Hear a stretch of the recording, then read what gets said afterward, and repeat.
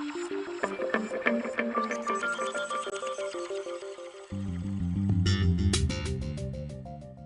really depends. For some of the small food businesses, exports can be up to about 90% of their turnover.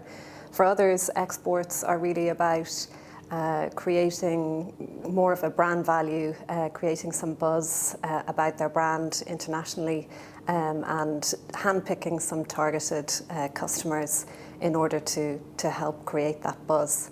I would say overall at an industry level, exports of small food products have really paved the way for a lot of Irish companies in international markets, because they've created a great reputation for quality, for innovation and differentiation, and so it's a very, very valuable asset for Ireland overall.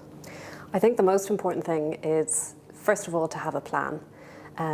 Exports and the decision to export for the first time should primarily be taken when you've built up a successful market here in Ireland on the domestic market, your business is profitable, and you have established a point of difference for your product with consumers here on the domestic market.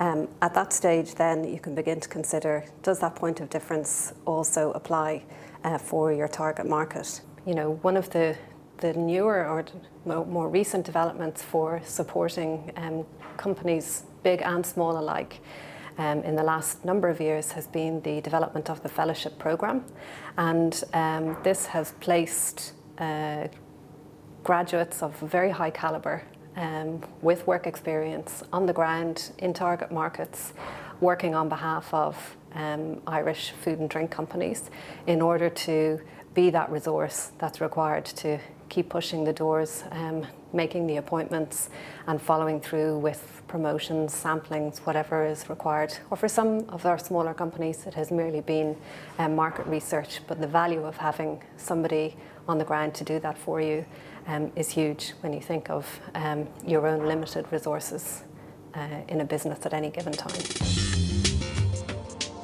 Our first kind of big exports into France last year came about from Google searches.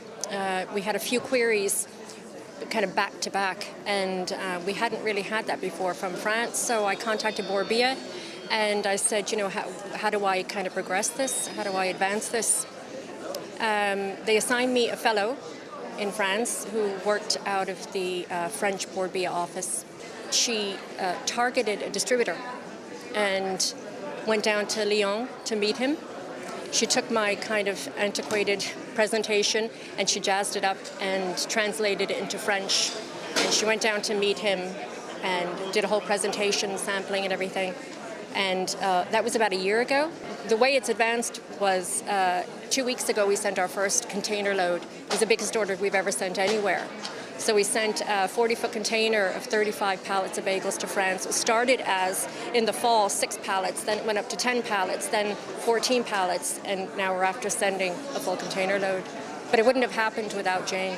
I couldn't have followed up on the queries. I had to have someone there on my behalf to talk up my products, to sample them, to kind of sell that they were better than what else is out there, better than the competitors, that, you know, all the USPs were it's not a hard sell, but you definitely need someone there working on your behalf, really.